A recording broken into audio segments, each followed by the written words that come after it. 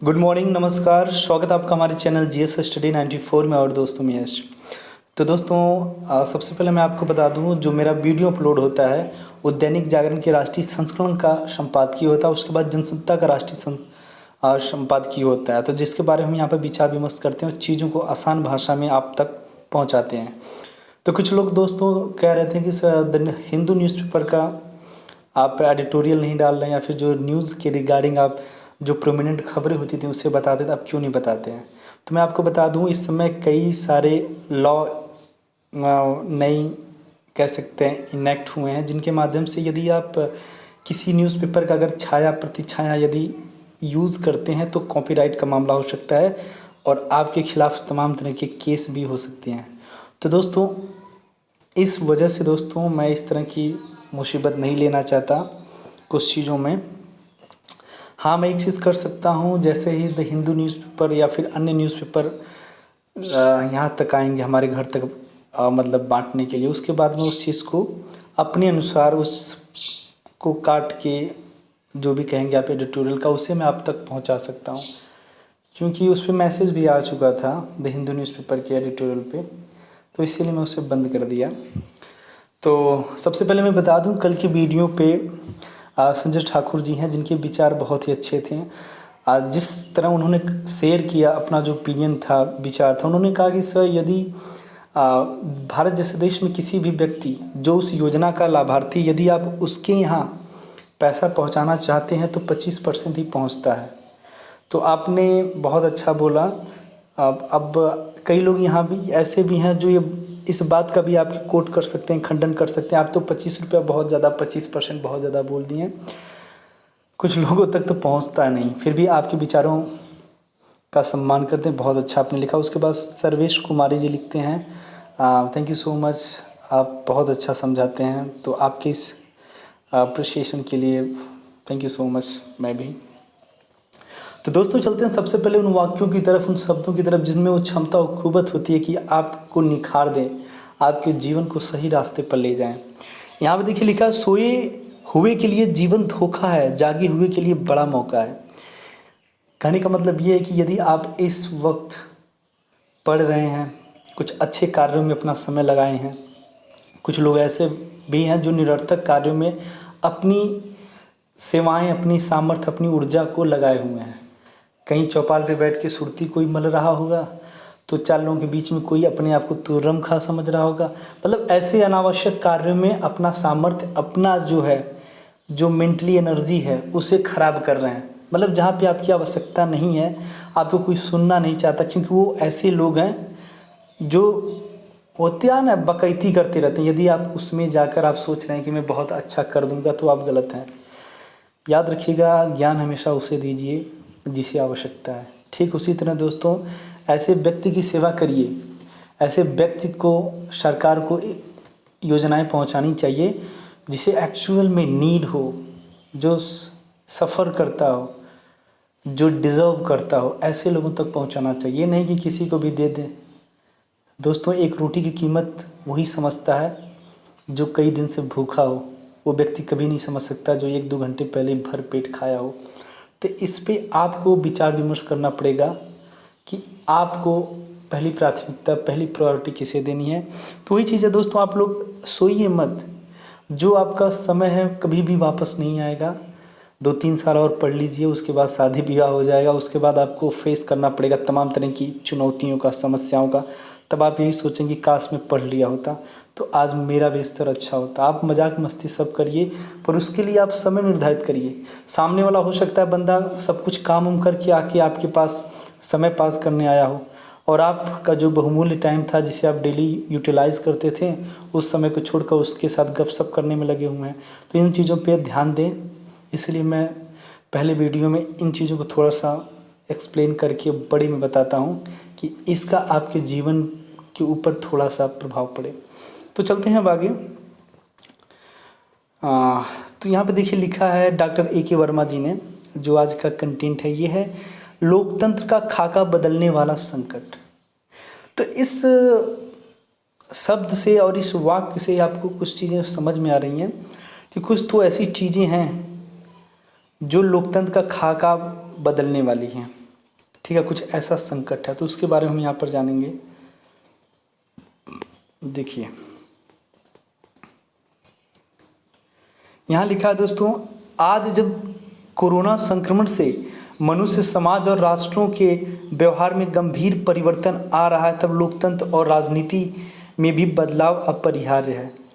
अभी सभी बदलावों का पूर्वानुमान नहीं लगाया जा सकता, लेकिन कुछ प्रवृत्तियां स्पष्ट हैं। जहां America, England, France, Germany, Italy और स्पेन जैसे लोकतांत्रिक देश कोरोना संकट से जूझने में असफल रहे हैं, वहाँ कुछ गैर लोकतांत्रिक साम्यवादी देशों जैसे चीन, उत्तर कोरिया, वियतनाम आदि ने अपेक्षाकृत बेहतर प्रदर्शन किया है।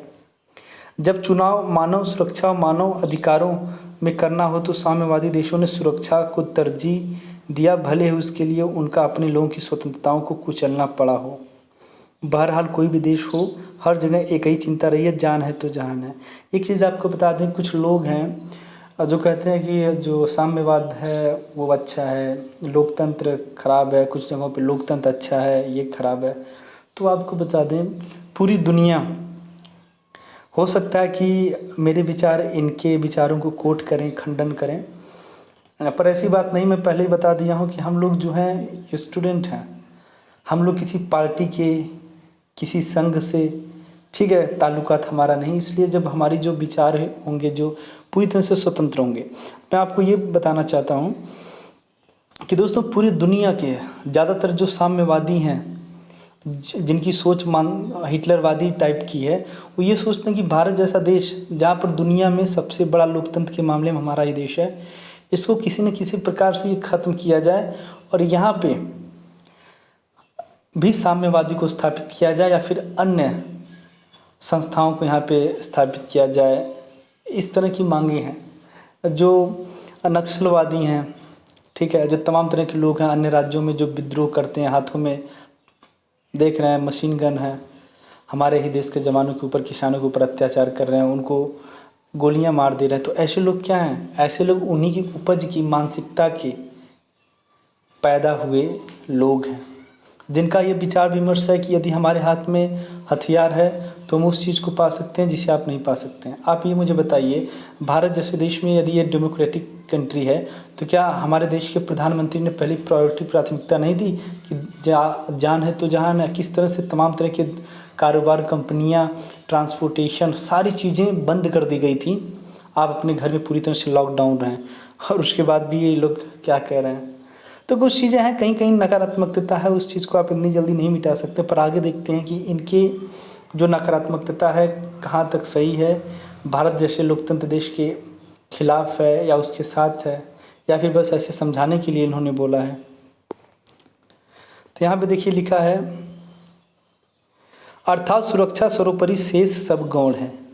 अन्य लोकतांत्रिक देशों में भी जब लोगों, खास तौर पर गरीबों और वंचितों की को सुरक्षा और लोक स्वतंत्रता में चुनाव करना पड़ा है, तो उन्होंने सुरक्षा को ही चुना। अपवादों को छोड़ लगभग 130 करोड़ लोगों ने भारत में लॉकडाउन के दौरान आपदा प्रबंधन कानून और महामारी कानून के अंतर्गत सरकार की बढ़ती शक्तियों और अपनी घटती स्वतंत्रता को स्वेच्छा से स्वीकार किया। यानी आपात काल में लोगों ने स्वतंत्रता की अपेक्षा सुरक्षा को ज़्यादा महत्व दिया। तो देख सकते हैं कि दोस्तों हमारे देश में लॉकडाउन को बहुत ही कम लोग रहे होंगे जो गंदी मानसिकता के लोग रहे होंगे, या फिर जिनका उद्देश्य ही रहा होगा कि देश को अस्थिर कर देने की मानसिकता, वही लोग क्रिटिसाइज़ किए होंगे इस लॉकडाउन को। अन्यथा दोस्तों दुनिया जानती है कि तमाम ऐसे देश थे जिनके पास तमाम तरह के प्रबंधन थे, मेडिकल फैसिलिटीज़ थी, उम्दा साइंस था, फिर भी वो धराशायी हो गए, ध्वस्त हो गए। इससे स्पष्ट है कि भविष्य में हमें राज्य को नैतिक स्थिति का पुनर्निर्धारण करना होगा, नए सिरे से परिभाषित करना होगा कि राज्य को कितनी शक्ति दी जाए और व्यक्ति को कितनी स्वतंत्रता। संभव है स्वयं व्यक्ति ही राज्य का ज़्यादा शक्ति देने का प्रस्ताव कर उससे बेहतर सुरक्षा की अपेक्षा करे। 4वीं-5वीं शताब्दी ईसा पूर्व गौतम बुद्ध और 16वीं-18वीं शताब्दी में यूरोपीय विचारक हॉब्स, लॉक, रूसो के अनुसार व्यक्तियों ने अपनी सुरक्षा के लिए संविदा द्वारा राज्य का निर्माण किया। अतः लोकतंत्र के चरित्र में प्रथम बदलाव यह होगा कि स्वतंत्रता और अधिकार जैसी अवधारणाओं पर सुरक्षा के पहरेदार के रूप में अर्ध अधिनायकवादी राज्य का अभ्युदय होगा, जो लोकतंत्र की वर्तमान अवधारणा को बदल देगा। दूसरा परिवर्तन संघीय ढांचे में संभावित है। विश्व के कुछ देशों जैसे ब्राज़ील, नाइजीरिया, दक्षिण अफ्रीका, अर्जेंटीना और भारत में त्रिस्तरीय कहा गया त्रिस्तरीय संघीय व्यवस्था है, जिसमें संघीय, प्रांतीय और स्थानीय सरकारों को संविधान से सीधे शक्तियां मिलती हैं। कोरोना संकट में तीनों तलों के प्रति लोगों की निष्ठाएं बढ़ी हैं। संकट काल में राष्ट्रवादी भावनाएं प्रखर हो जाती हैं, जिससे लॉकडाउन में प्रधानमंत्री मोदी ने के प्रत्येक आह्वान को देश की जनता ने सिर आंखों पर लिया, जो उनमें राष्ट्र प्रेम को अभिव्यक्त करता है। तो मैं आपको एक चीज़ और बता दूं दोस्तों, किस तरह से जो पश्चिमी मीडिया है, हम भारत जैसे देश की छवि को ख़राब करने की कोशिश की जा रही है। और ये वही लोग हैं, एक दिन पत्रकारिता के ऊपर एक लेख आया था जिसमें मैंने खुल के बोला था कि जिस तरह से हमारे देश में कुछ मीडिया कर्मियों को पैसा दिया जाता है कि आप सामने वाले पार्टी, सामने वाले व्यक्ति की छवि को धूमिल करिए, आपको पैसा दिया जाएगा, वैसे ही इंटरनेशनल लेवल पर भी ये होता है। चाइना, रशिया, ऐसे तमाम पाकिस्तान देश हैं जो भारत की तरक्की नहीं देखना पसंद करते हैं। वो बड़े बड़े अमाउंट देकर तमाम तरह की मीडिया के बल पे वो देश, कह सकते हैं, देश विरोधी का कार्य करवाना चाहते हैं। आपस में ही कहीं ना कहीं रिलीजन्स के अकॉर्डिंग देश को बांटने की कोशिश करेंगे, उसे क्रिटिसाइज़ करने की कोशिश करेंगे कि भारत जैसे देश की जो छवि है वैश्विक स्तर पर उसे धूमिल कर सकें। तो क्या करेंगे, ऐसे ऐसे लोग हैं। जिस प्रकार देश के अनेक राज्यों, खासतौर पर पंजाब, महाराष्ट्र, कर्नाटक, दिल्ली और गुजरात से असंगठित क्षेत्र के प्रवासी मजदूरों को आपदा की इस घड़ी में अपना गांव और अपना प्रदेश याद आया और यातायात के साधनों को चिंता किए बिना जिस अधीरता से उन्होंने सपरिवार उस ओर प्रस्थान किया, उसकी कोई मिसाल स्वतंत्रता के बाद मिलती नहीं। सोचिए, इसका एक पहलू यह भी है कि हमारे गांव गुलजार होंगे और संभव है कि घर वापसी ग्रामीण आर्थिक उन्नयन में योगदान करता शहरीकरण की प्रवृत्ति पर विराम लगाए। आपको बता दें कि बार बार जो देश के प्रधानमंत्री और राज्यों के मुख्यमंत्री के द्वारा जो बार बार आह्वान किया जा रहा है कि पहली प्राथमिकता आप दें कृषि को, पहली प्राथमिकता दें आप कुटीर उद्योगों को। ये इसलिए कहा जा रहा है क्योंकि दोस्तों तमाम तरह की जो बाहरी कंपनियां जिस तरह से हमारे देश के युवाओं की ऊर्जा को एक्सप्लॉइट करके अन्य जगहों पे लगा रही हैं और जितना उनको देना चाहिए उतना नहीं दे रही हैं, इस वजह से दोस्तों देश में एक बहुत बड़ा इम्पार्शियलिटी आ गई है, इम्बैलेंस हो गया है। तो उस चीज़ को कम करने के लिए सबसे पहली जो प्राथमिकता है, हमें अपने युवाओं को प्रेरित करना पड़ेगा। उनका जो झुकाव है उस ओर ले जाना पड़ेगा जहाँ से वो पलायन कर चुके हैं। उन्हें उस चीज़ का महत्व बताना होगा कि कृषि से आप किस प्रकार से बड़ा कर सकते हैं, किस प्रकार से यदि आप एनिमल हस्बेंड्री से रिलेटेड या फिशिंग से रिलेटेड यदि आप काम कर रहे हैं तो भी आप उत्तर प्रदेश या अन्य राज्यों को आप एक हब बना सकते हैं। सोचिए, तो सबसे पहली प्राथमिकता आप छोटा हो भले पर एक व्यवसाय स्टार्ट करिए जिसके माध्यम से आप उन बुलंदियों तक जा सकते हैं जहां आपकी सोच है। क्योंकि दोस्तों यदि आप किसी कंपनी में कार्यरत हैं, कुछ लोग ऐसे भी, देखिए सबको मैं नहीं कह सकता, पर कुछ लोग ऐसे भी हैं जो बहुत ही क्रिएटिव होते हैं, ठीक है। उनकी सोच अलग होती है, बहुत ज़्यादा पढ़े लिखे हैं, पर उन्हें उनके रिश्तेदार या किसी मजबूरन बस उनको किसी ऐसे कंपनी में डाल दिया जाता है जहाँ पर उनकी योग्यता होता है ना, एक पिटारे में बंद पड़ी रहती है। तो उन्हें आवश्यकता होती है किसी ऐसे सहारे की, किसी ऐसे सेक्टर की जहाँ पे वो अपने आप को निखार सके। तो ऐसा करने के लिए दोस्तों आपको खुद एक छोटा ही पर रोजगार स्टार्ट करना पड़ेगा। मोदी सरकार द्वारा पूरे देश में 1000 रूरबन गाँव के क्लस्टर या समूह विकसित किए जा रहे हैं। संभवतः वे ऐसे मजदूरों के कार्य कौशल का लाभ उठा सकें। इस प्रकार राष्ट्रीयता, प्रांतीयता और स्थानीयता की त्रिवेणी से संघीय व्यवस्था में न्यूनतम ऊर्जा का संचार होगा। हालांकि जिन राज्यों से प्रवासी मजदूरों का पलायन हुआ है उनके लिए कुछ संकट भी पैदा होगा जो अंतर्राज्यीय और केंद्र संबंधों में कुछ तनाव भी ला सकता है। कई चीज़ें यहाँ पर प्रोसीड कर सकते हैं। उत्तर प्रदेश के मुख्यमंत्री योगी आदित्यनाथ जी ने एक, कह सकते हैं, प्रवासी आयोग बनाया है जिसके माध्यम से पूरा हिसाब किताब लिया जाएगा कि कितना कौन किस जिले, किस नगर, किस जगह से अन्य राज्यों में प्रस्थान किया, अन्य देश में प्रस्थान किया। उसके बाद यदि उसके ऊपर किसी प्रकार का उत्पीड़न किया जा रहा है तो उसके बाद राज्य सरकार स्टैंड लेगी। तो बहुत ही अच्छा है। भारतीय लोकतंत्र में सब ऑल्टर्न अर्थात शोषित वंचित केंद्रित राजनीति का एक नया अध्याय शुरू होने के संकेत भी हैं। सभी राज्य सरकारें केंद्र के साथ मिलकर उदारता से समाज के निचले तबके के लोगों की मदद कर रही है। यदि इसके राजनीतिक लाभ का एहसास राजनीतिक दलों को हो जाए तो वे अपनी राजनीति को सब ऑल्टर्न केंद्रित बनाए रखने का चुनावी ही नहीं वरन उसे अपना राजनीतिक एजेंडा भी बना सकते हैं।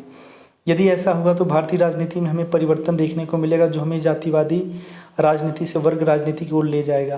प्रवासी मजदूरों की मदद करने में सरकारों और राजनीतिक दलों ने जाति धर्म नहीं देखा।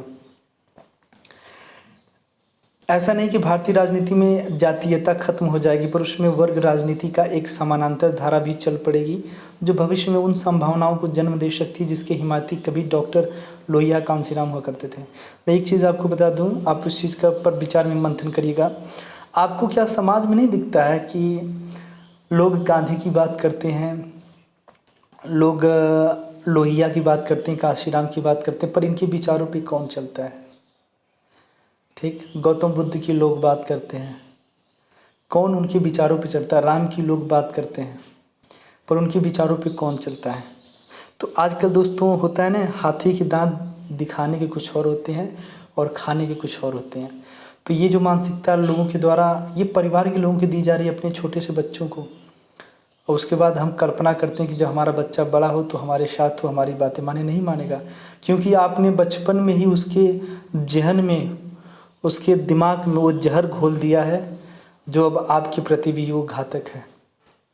तो आप एक ऐसे, यदि आपके पास जिम्मेदारियां हों, आपके घर में बच्चे हों, तो उन्हें आप शिक्षित करिए, नैतिकता का पाठ पढ़ाएं और जो आपके लिए इम्प्लीमेंट होता है दूसरों के लिए भी इम्प्लीमेंट करवाएं। क्योंकि मैं एक छोटा सा मैसेज पढ़ा था व्हाट्सएप या फेसबुक पे, और वहाँ पे जानते हैं क्या लिखा था? वहाँ पे बहुत बढ़िया बात लिखी थी। वो ये लिखा था कि एक अमीर व्यक्ति जब अपने बच्चे से बात करता है तो आप कहकर बात करता है, पर यदि जब वही अमीर व्यक्ति किसी दूसरे व्यक्ति से बात करता है, गरीब से बात करता है, मज़दूर से बात करता है, तब वो रे तू तड़ाक करके बात करता है, तो जो गलत है। यदि आप देखिए, जो आप अपने बच्चे के साथ जो नैतिकता का पाठ पढ़ा रहे हैं वैसे दूसरों के प्रति रहेंगे तभी आपका बच्चा अन्य जगहों पे सुरक्षित होगा। नहीं तो सब लोग यदि अपने बच्चों के प्रति मात्र झुकाव रखेंगे और अन्य लोगों के साथ सख्ती से पेश आएंगे तो आपका बेटा भी कहीं बलि चढ़ सकता है, इसलिए ध्यान दें। ठीक है, तमाम लोग चुनावी गतिविधियों को ही राजनीति समझने की भूल करते हैं। कोरोना से चुनावी गतिविधियों के चरित्र में भी अभूतपूर्व परिवर्तन संबंधित है। अभी तक हमने ई गवर्नेंस सुना है, पर अब हमें ई पॉलिटिक्स के बारे में सोचना चाहिए। शारीरिक दूरी के चलते अब चुनावी सभाएं, रैलियां, प्रदर्शन और दैनिक मेल जोल शायद संभव न हो सकेंगी।